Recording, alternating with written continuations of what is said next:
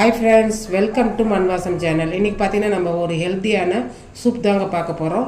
Haemoglobin கம்மியாக இருக்கிறவங்களுக்கு இந்த சூப் வச்சு கொடுத்திங்கன்னா ஒரு மாதத்தில் நல்லா இன்க்ரீஸ் ஆகிடுங்க. முருங்கைக்கீரை வந்து ரொம்ப பெஸ்ட்டாக சீப்பாகவும் கிடைக்கும் உங்களுக்கு. இதை வச்சு தான் நம்ம ஒரு சூப் செய்ய போகிறோங்க.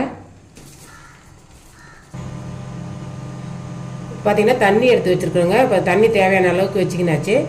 பார்த்திங்கன்னா ஒரு தக்காளியை 4ஆக கட் பண்ணி சேர்த்துக்கலாங்க. ஒரு தக்காளி சேர்த்தா போதும்.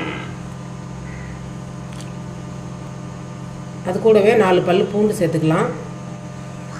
சின்ன வெங்காயம் பார்த்திங்கன்னா ஒரு 6-7 சேர்த்துக்குங்க. ஒரு பச்சை மிளகாவை நீல வாக்கில் கட் பண்ணிவிட்டு அதையும் சேர்த்துக்கலாம். ஒரு 1/4 டீஸ்பூன் ஜீரகம் சேர்த்துக்கலாங்க. 1/4 டீஸ்பூன் மிளகு. இப்போ ஒரு தட்டு போட்டு மூடிட்டு ஒரு 5 நிமிஷம் அப்படியே வேக விட்டுடலாங்க. தக்காளி வெங்காயம்லாம் நல்லா பச்சையாக இருக்கிறதுலையும் அது நல்லா வேகணும்.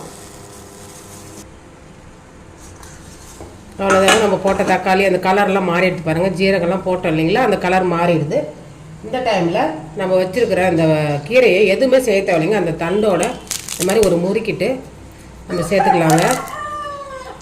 கீரைலாம் தனியாக எடுக்க தேவையில்லை, இந்த தண்டு சேர்த்து தான் நம்ம போட போகிறோம்.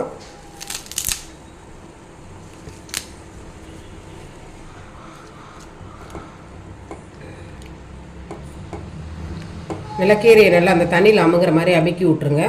ரொம்ப முருங்கைக்கீரை போட்டு ரொம்ப கொதிக்க வைக்கக்கூடாதுங்க. ஒரு 2 செகண்ட் இருந்தால் போதும்.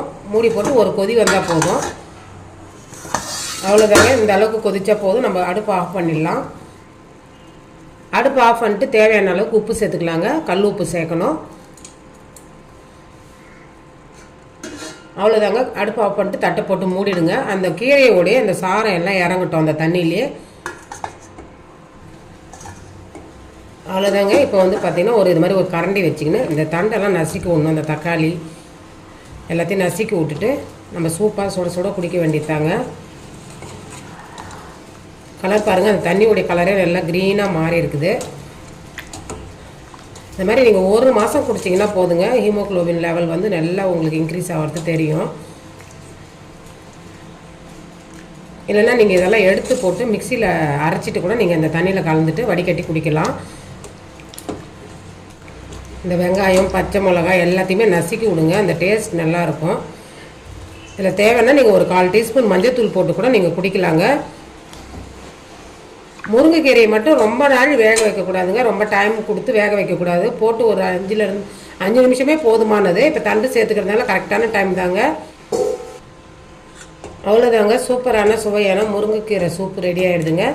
இந்த ரெசிபி பிடிச்சிருந்ததுன்னா மண்வாசம் சேனலை லைக் பண்ணுங்கள், ஷேர் பண்ணுங்கள், கமெண்ட் பண்ணுங்கள், சப்ஸ்கிரைப் பண்ணுங்கள். பக்கத்தில் இருக்க பெல் ஐக்கானை கிளிக் பண்ணுங்கள். தேங்க்யூ.